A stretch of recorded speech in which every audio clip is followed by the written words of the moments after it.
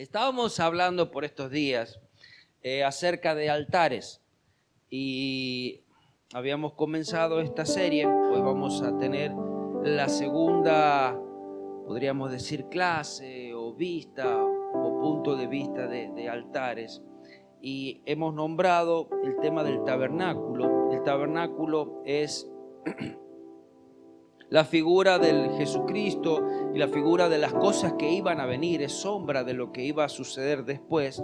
Pero el tabernáculo nos enseña tanto acerca de nuestro culto hoy y de lo que Jesucristo es y de lo que Jesucristo quiere también para nosotros. Así que de pronto ver algo como que sucedió antes nos parece raro, pero es tan importante para el día de hoy. Amén. Entonces el tabernáculo era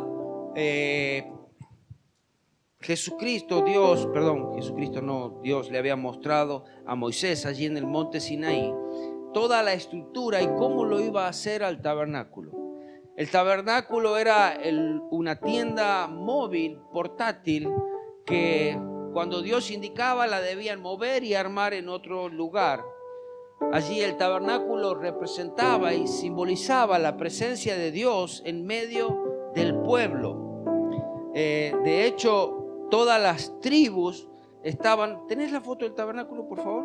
Todas las tribus estaban alrededor del tabernáculo y la presencia de Dios se hacía... No es el otro, donde está la parte de afuera. La presencia de Dios se hacía visible en medio del pueblo a través de la nube de día y a través de la columna de fuego de noche. Entonces el pueblo sabía que Dios estaba en ese lugar. Y como le decía, el tabernáculo estaba allí en el centro del centro de todo el pueblo, podríamos decir, porque alrededor estaban todas las tribus ubicadas donde era el centro.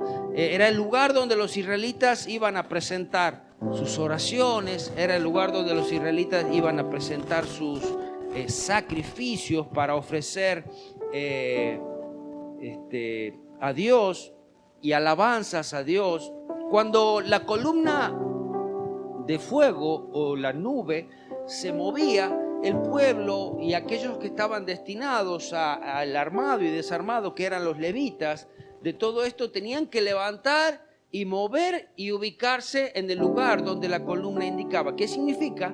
Que el pueblo era guiado por Dios, no eran guiados por sus ocurrencias. Y si en alguna vez dejaban de ser guiados por Dios por su desobediencia, les iba mal. Este tabernáculo se construyó con las ofrendas voluntarias del pueblo. Cada uno traía de lo que tenía y construyeron esto. Ofrecieron por voluntad propia, por amor a Dios. Allí vemos la entrada. Había una sola entrada, que la podemos ver acá. Había una sola entrada. Esa entrada era el símbolo de Jesús. Jesús dijo después en San Juan 10:9, no lo busque: yo soy la puerta, el que entre por esta puerta, que soy yo, será salvo y se moverá y entrará con libertad y hallará pastos. Mire, Jesús, todas las cosas que decía tenían un significado de algo que ellos ya conocían también. Porque aquel que entraba por esa puerta era porque buscaba su salvación, era porque llevaba un sacrificio para perdón de pecados. Entonces Jesús representa esa puerta. Este tabernáculo tenía dos partes principales. Una era el atrio, que podemos ver todo esto se llamaba el atrio, y la tienda. En cada uno hacían cosas diferentes, que ya lo vamos a ver, que allá en la tienda encontramos el lugar santo y el lugar santísimo. Hay otra fotito ahí que después la vamos a ver. Todo el espacio que cubría todas estas columnas que hay acá con telas a la vuelta, todo ese espacio era de 45 metros por 22,5, como para tener una idea, así como el largo de este terreno y un poquito más ancho. Todo el pueblo podía acceder, cada uno de los judíos en ese momento podía acceder al atrio y debía, porque llevaban sus ofrendas. O sea, todo el que quisiera presentar sacrificio delante de Dios podía hacerlo. Por eso, pero la puerta estaba colocada al lado este. El frente del tabernáculo estaba ubicado al lado este, de esta manera. Y lo primero que iban a encontrar allí era el altar del sacrificio o el altar para hacer holocaustos. Esa cortina de entrada al tabernáculo o al atrio en realidad tenía 9 metros de largo. Era una de las entradas más grandes que tenía y era amplia porque significa que todos podrían entrar. No estaba restringida para nadie, como vamos a ver que las próximas entradas, tanto del lugar santo como el lugar santísimo, ya no tienen las mismas dimensiones. Estaba hecha de púrpura, carmesí, otro día vamos a ver qué significa cada uno de estos, escarlata y lino fino recamada, que significa bordada artísticamente. Estaba sostenida por 4 postes y 4 bases. Esto significa, y tiene también otro significado. Primero dije que era para todos, y 4 es el número del hombre. 4 es el número de los puntos cardinales. 4 es el número de la creación. 4 son las estaciones. Entonces vemos que Dios abarca todos los tiempos, todo lugar, y está apto para todos. Todas las cosas que teníamos allí eran las estacas, y todos los utensilios del servicio que se usarían en el santuario serían de bronce, a excepción de algunas cosas que eran de oro, que ya lo vamos a ver.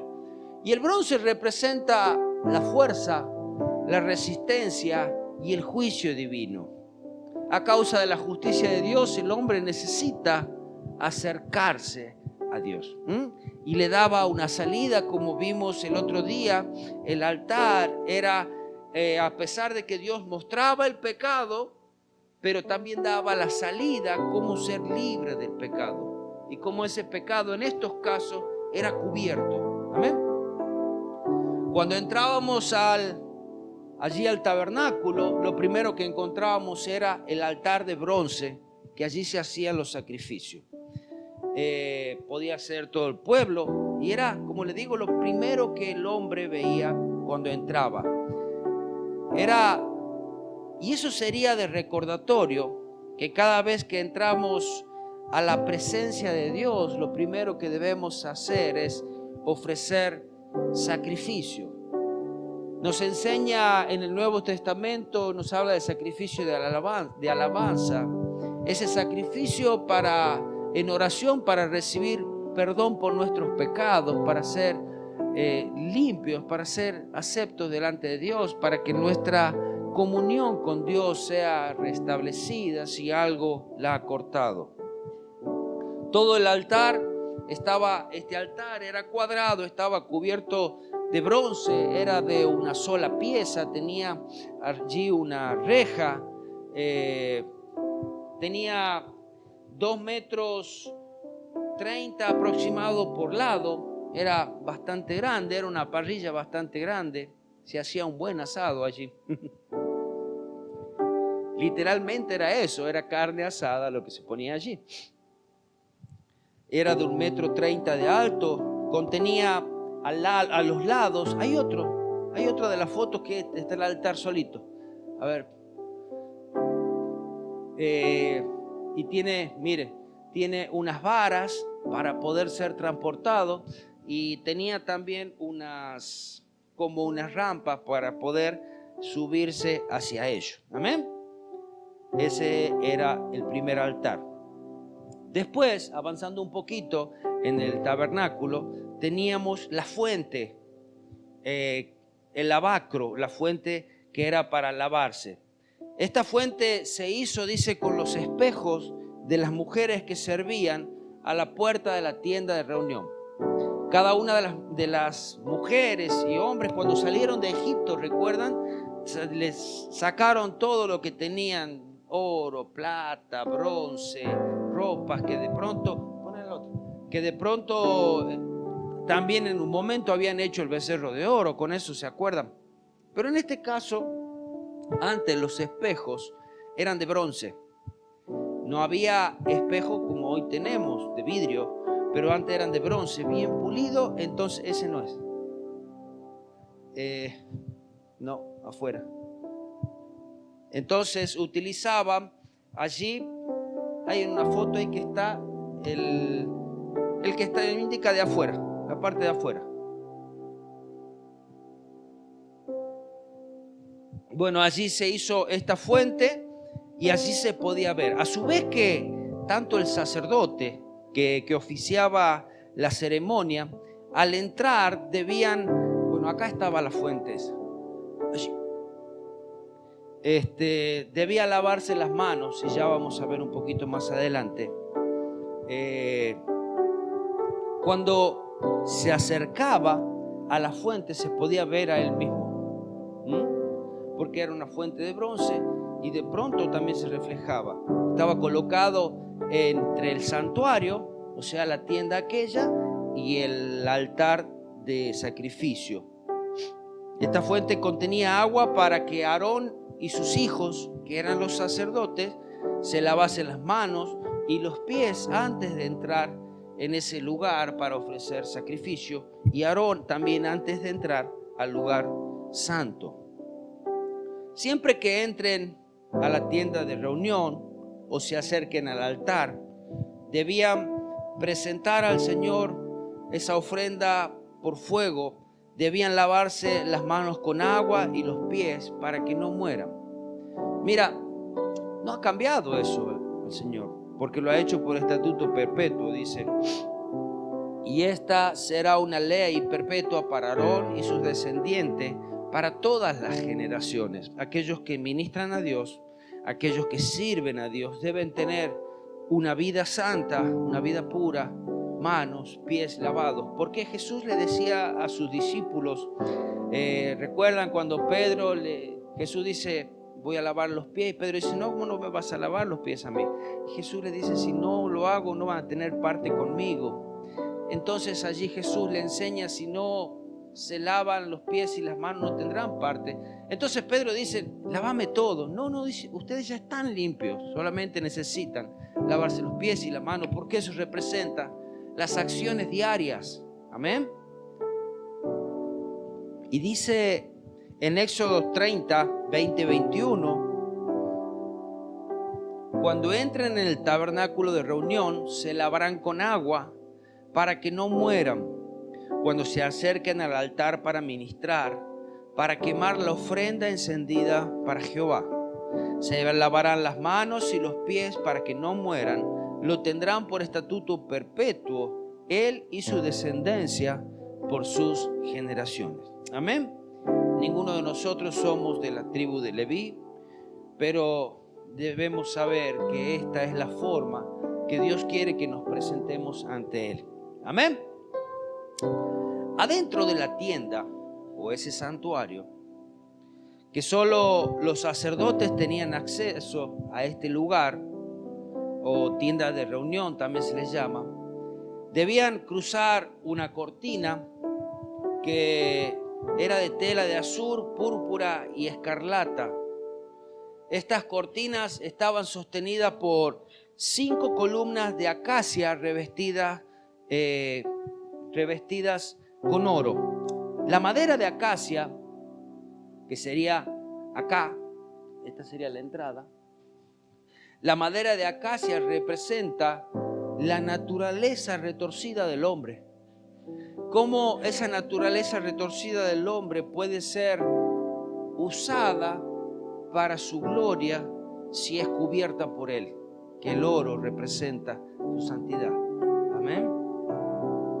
Entonces, estas cortinas sostenían esas columnas, esas 5 columnas sostenían esta cortina. Y recordemos que el 5 es el número de la gracia. si no fuera por la gracia de Dios, nunca nos encontraríamos con Él. Entonces, ahora ese santuario, ese lugar que estaba cubierto por las telas, estaba dividido en dos lugares, en el lugar santo y en el lugar santísimo. Que al lugar santísimo solo podía entrar, que es allá atrás, solo podía entrar el sumo sacerdote una vez al año para ofrecer expiación por los pecados de todo el pueblo. ¿Qué era esto? Cada uno que venía con su sacrificio todos los días para ofrecer por perdón de sus pecados, dice que su pecado era cubierto. Ahora, había un día donde el sumo sacerdote entraba a ese lugar para pedir por el pecado de todo el año de todo el pueblo. Amén. Y eso lo hacía el sumo sacerdote. Pero en este caso, Moisés tenía acceso libre cuando él quería o cuando Dios lo llamaba. Amén. Era Moisés que podía entrar libremente.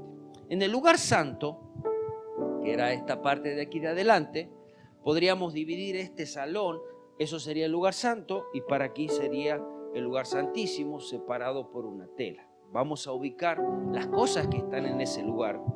El lugar santo hacia el norte, habíamos dicho que estaba ubicado así el salón. Entonces, hacia el norte, acá, en este lugar, podríamos decir allá, se encontraba la mesa de los panes de la proposición. Había una mesa donde allí había panes y había otras cosas más. Enfrente estaba el altar de oro, enfrente estaba el candelabro y enfrente de la tela que separaba el lugar santo del lugar santísimo estaba el altar de oro que era para el incienso.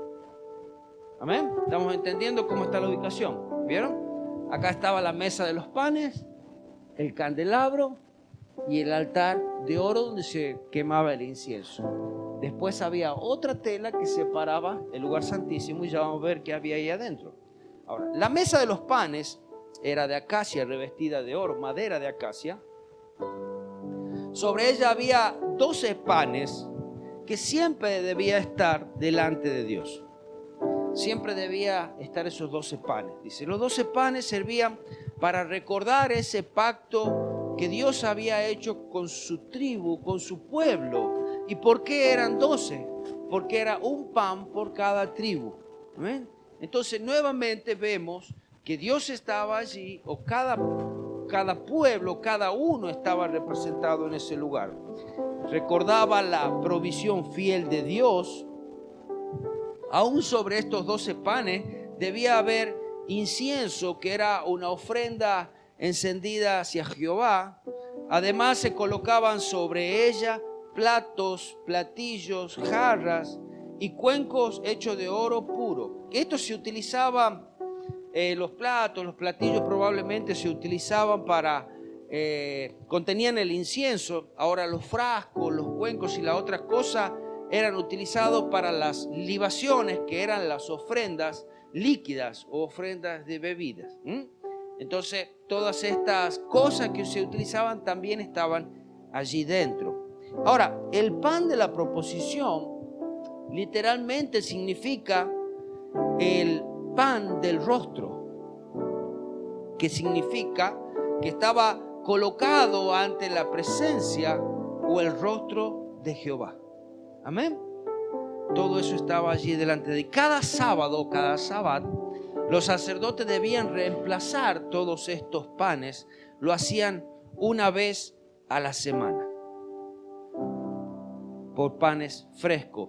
¿Recuerdan cuando David había venido con todo su ejército con hambre y entraron en el santuario y comieron de ese pan? Bueno, eso no se debía hacer, pero David lo había hecho. Dios perdonó, pero David lo había hecho. En Levítico 24:7 dice, pondrás también sobre cada hilera incienso puro y será para el pan como perfume, ofrenda encendida a Jehová.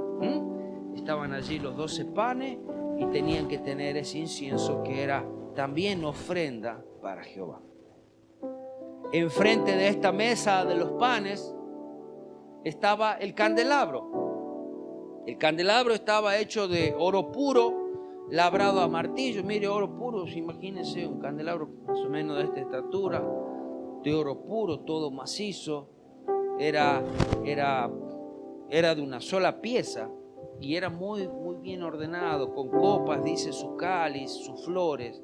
Era una pieza muy elaborada, tenía 7 brazos que terminaban aún en flor de almendro. Dios había destinado para la construcción de todo esto, eran artesanos, gente muy preparada, gente que tenía dones y sabiduría que Dios lo había puesto específicamente para hacer todas estas tareas.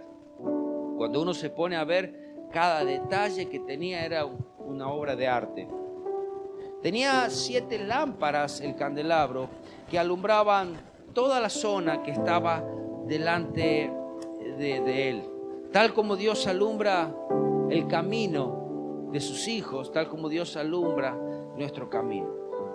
El aceite que se usaba para mantener las lámparas encendidas era de aceite puro de olivas machacadas, que debía arder continuamente. Venía el sacerdote trayendo unas despabiladeras, unas tijeras, y cortaban las mechas para que nunca, vieron que la mecha cuando va consumiéndose hay una parte que ya no sirve, entonces siempre la iban cortando para que se mantenga encendido. Ahora, el aceite con el que debían mantener estas lámparas encendidas, lo debían traer los hijos de Israel. Levítico 24, 1 y 2 dice: habló Jehová a Moisés diciendo, manda a los hijos de Israel que te traigan para el alumbrado aceite puro de olivas machacadas para hacer arder las lámparas continuamente.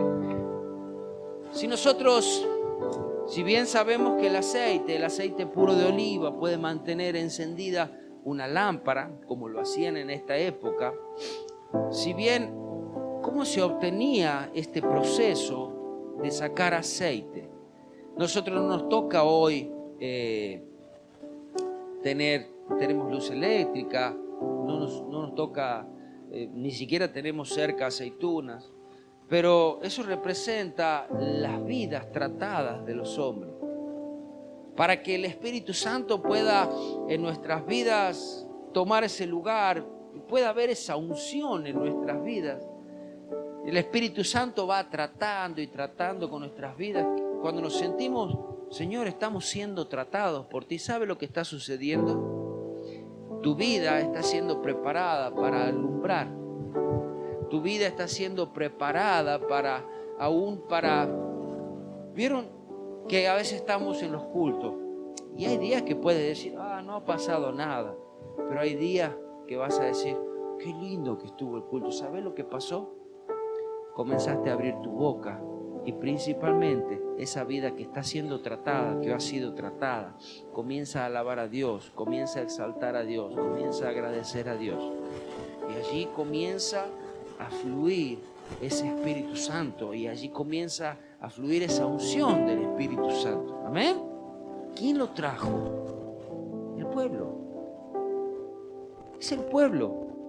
El sacerdote se encargaba de mantener encendido, pero el pueblo se encargaba de traer esa. Así como tanto como este templo, ese mismo tabernáculo, si la gente no venía con su sacrificio no pasaba nada.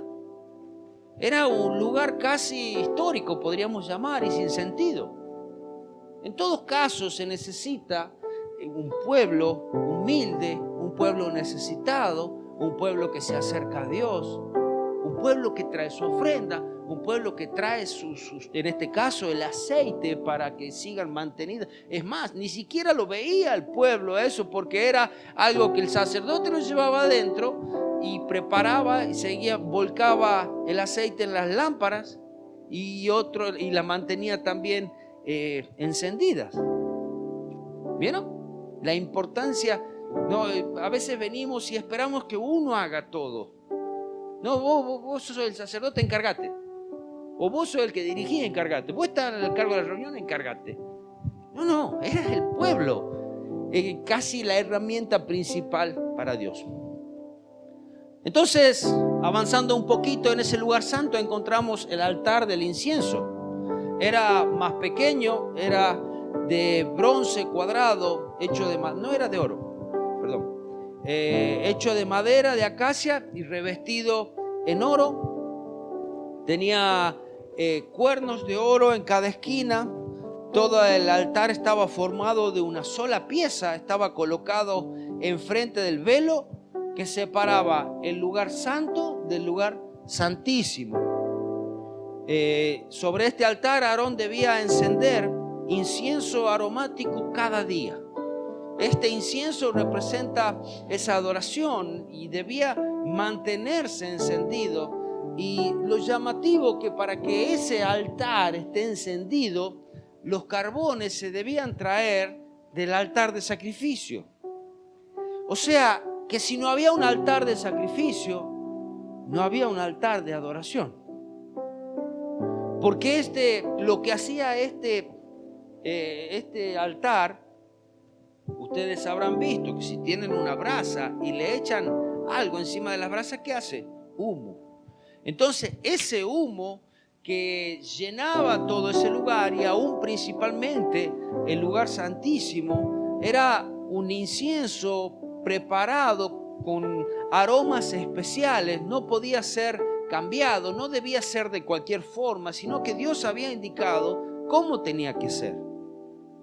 No podía ser con cualquier yuyo o cualquier aroma. Y si alguien trataba de hacer algo de otra forma, Dios no lo permitía y hasta podían morir a causa de eso. Dice Éxodo 37:8, y Aarón quemará incienso aromático sobre él cada mañana. Cuando aliste las lámparas lo quemará. O sea, en el mismo momento que también estaba preparando la continuidad de la luz en las lámparas, también quemará incienso. Y cuando Aarón encienda las lámparas al anochecer, quemará el incienso, rito perpetuo de Jehová por vuestras generaciones. Nosotros cantamos a veces alabad de día, alabad de noche. Es la manera que nos tenemos que presentar de Dios. A la mañana presentarnos delante de Él, ofrecer nuestras alabanzas, nuestras oraciones, y a la noche también. Amén. Pero también dice que en todo tiempo, ¿verdad? Así que hoy en día es más que esto, porque dice orar sin cesar, que todo el tiempo nuestra cabeza esté pensando y esté alabando al Señor. Vayamos ahora al lugar santísimo, pasando ese velo que está allí. Esa era la zona más sagrada, donde solo tenía acceso el sumo sacerdote, y que era Aarón, solamente en el día de expiación. O sea, una vez al año tenía acceso el sumo sacerdote Aarón. Pero como ya le dije, Moisés podía entrar a ese lugar y Dios hablaba con él. El velo era muy grueso, alto, estaba confeccionado con tela de azul, púrpura, escarlata y con lino fino que tenía querubines bordados. Era muy bonito. Hay una foto ahí está, ahí se ve. Esos bordados eran de querubines. El velo estaba colgado sobre 4 columnas de madera de acacia revestidas con oro, que se usaba para cubrir aún cuando lo sacaban de ahí, cuando tenían que mover el arca, porque Dios decía que se movían a otro lugar. Entonces con esas mismas telas cubrían el arca y podían ser transportadas solamente por personas, solamente por hombres consagrados, que eran los levitas. El sacerdote llevaba el incienso de allá del altar de sacrificio. Se hacía el incienso, y ese incienso cubría todo este lugar santísimo. Esto significaba que el arca era recubierta o tapada por todo ese resplandor de Dios debía ser tapado. ¿Se acuerdan que Moisés, cuando Dios le dice, muéstrame tu gloria, él dice, yo no te puedo mostrar, solamente te voy a mostrar mis espaldas, no te puedo mostrar porque si hay hombre que la ve morirá? Entonces debía ser tapado con todo esto. Nunca vas a entrar, también te lo digo, nunca vas a entrar a la presencia de Dios si no hay adoración. Nunca vas a entrar a la presencia de Dios si no hay un sacrificio. Nunca vas a entrar a la presencia de Dios si no hay pureza, si no hay limpieza. Si tu vida no agrada a Dios, no vas a entrar a la presencia de Dios. Tan libremente se dice hoy en nuestras reuniones, la presencia de Dios, estaba en la presencia de Dios, y sabe, a veces ni siquiera hemos llegado hasta el atrio. ¿Por qué? Porque no hubo ni siquiera un sacrificio. Y recuerden que ese altar de sacrificio, el que estaba adelante, uno debía llevar su sacrificio a Dios, su ofrenda, su pecado, ofrecer su vida. Y si ni siquiera hay eso, no hay nada de lo demás. No se puede saltear. Dios no va a decir, bueno, está bien, a vos te perdono porque vos sos nuevito, a vos te perdono porque bueno, capaz que sos muy chico o muy grande o te olvidaste. No le va a pasar nada, eso, realmente no va a pasar nada. De pronto, capaz que vieron en las canchas cuando de pronto los hinchas están afuera de la cancha y ya están cantando canciones y alentando, y después entran y cantan capaz que las mismas canciones. Bueno, estaban tan solamente afuera y dijeron, fue glorioso estar allá, no te imaginás de lindo, pero todavía estabas afuera. Realmente no sabemos lo que es, y cuando sepas lo que es, va a ser muy diferente. Nadie podía ver la presencia del Señor, el que la viera iba a morir. Ahora, en el lugar santísimo estaba el arca del testimonio. El arca del testimonio era una caja de madera de acacia recubierta con oro por dentro y por fuera. Sobre ella tenía una tapa que se llamaba el propiciatorio. Al igual que todos los instrumentos del tabernáculo, también estaba preparada con unas varas para poder ser transportada. La iban a cargar sobre sus hombros cuando tengan que ir a algunos lugares. Dentro de esa urna, dentro de esa caja, estaba el maná, la vara de Aarón que reverdeció y las tablas del pacto o las tablas de la ley. El propiciatorio, que era esa tapa, después vamos a ver qué significa todo esto, era hecho de oro puro y tenía 2 querubines allí, algo bastante parecido a eso, 2 querubines que con sus alas, dice, aún tapaban sus rostros porque no podían ver ellos la gloria de Dios. Y era de ese lugar que Dios perdonaba, si Él quería, Dios perdonaba el pecado de todo el año del pueblo. Amén.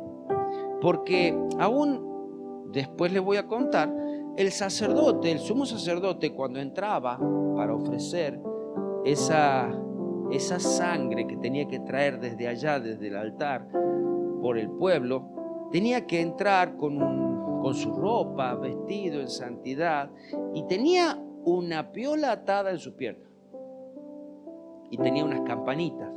Esas campanitas, mientras que sonaban, los otros escuchaban, estaban afuera y escuchaban. Mientras que esa campanita sonaban, significaba que todavía estaba vivo, porque podía morir a causa de la presencia de Dios. Entonces, como nadie podía entrar, porque el que entre también iba a morir, cuando ya dejaban de escuchar la campanita, comenzaban a estirar la piola para sacarlo muerto al sumo sacerdote, a causa de algo que no había encontrado puro Dios.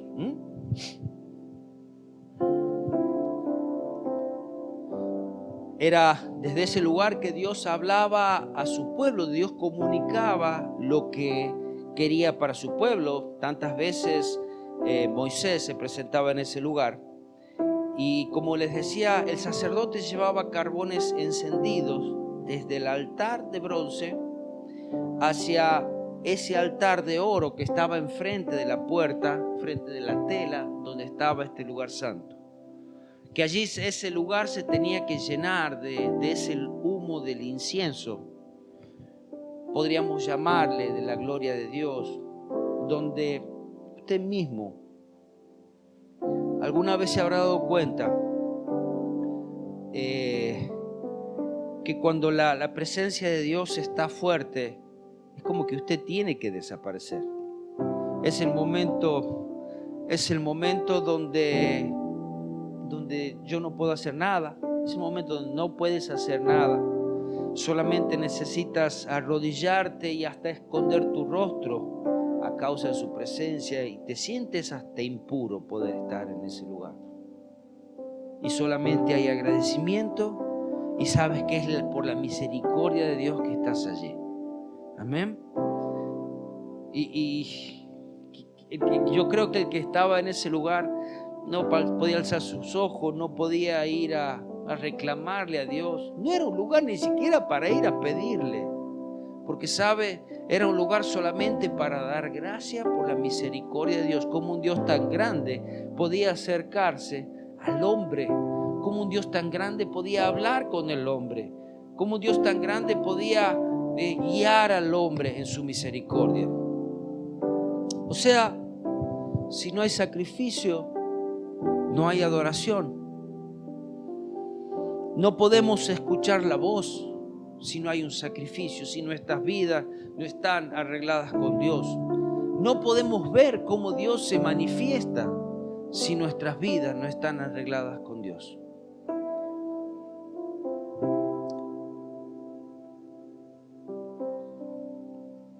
Aquí terminamos. Y les leo un versículo de la próxima.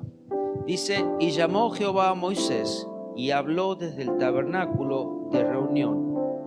Entonces vemos que Dios hablaba a Moisés y le daba, y porque le habló desde ahí, y le daba instrucciones de lo que iba a hacer. Vamos a ver acerca principalmente del altar del holocausto, el altar que está afuera, el altar de bronce. Vamos a ver en la próxima. Amén. Que Dios tenga misericordia de nosotros. Tantas veces que nos hemos presentado delante de Él como nosotros hemos querido, y no nos importó nada de pedir perdón por nuestros pecados, no nos importó la gloria de Dios, no nos importó su gracia, no nos importó cómo estábamos nosotros. Hemos tenido a Dios como un cadete de mandados. Hemos tenido a Dios, o pensamos que Dios es ese pedido ya. ¿Vieron la motito que anda con el cosito atrás? Que tiene que obedecer a lo que yo quiero ya y se me ocurre. Hemos pensado que Dios es así, y Dios es mucho más grande que eso. Dios llamó a su pueblo Israel a que le sirva. Dios llamó a su pueblo Israel a salir del desierto para que le adore. Y cuando el pueblo de Israel adoraba a Dios, cuando el pueblo de Israel buscaba a Dios, ¿sabe? No tenía que hacer nada más. Porque además Dios en su misericordia al pueblo de Israel en el desierto le dio el maná, le dio protección, le dio sombra, le dio calor, le dio, dice, su ropa no se envejeció durante 40 años, le dio agua en el desierto. Lo único que te pido es que me adores. Así que, ¿sabe? Nosotros ponemos tantas cosas al revés. Nos preocupamos por las cosas que nosotros queremos y de Dios nos olvidamos. Después, el pueblo de Israel entró en la tierra prometida. Y en la tierra prometida, Dios le daba todas las cosas. Todas las cosas estaban a su mano. Sí, tenían que luchar, pero nunca olvidarse de Dios. Porque cuando Dios estaba en primer lugar, todos los caminos se iban abriendo, todas las guerras iban ganando, y Dios bendecía y bendecía y bendecía sus vidas, mientras que buscaban a Dios. Porque cuando dejaban a Dios, ahí le pasaban las peores cosas. Amén. Señor, te damos gracias por esta palabra, te damos gracias por esta enseñanza, te damos gracias porque tú tienes misericordia de nosotros y te pedimos perdón por la actitud con la que nos presentamos delante de ti. Te pedimos perdón porque por la reverencia que nos falta hacia ti. Te pedimos perdón, Señor, porque tantas veces nos miramos a nosotros y sin mirarte a ti. Te damos gracias porque tú eres misericordioso con nosotros. Te damos gracias porque has enviado a Jesucristo a cumplir con este sacrificio, y Él lo hizo de manera perfecta porque Él es el Cordero de Dios que quita el pecado, Señor. Y has muerto en la cruz una vez y para siempre, venciendo al enemigo, y hoy debemos acercarnos a Él en agradecimiento. Te alabamos y te bendecimos en el precioso nombre de Jesús. Amén y amén. Amén.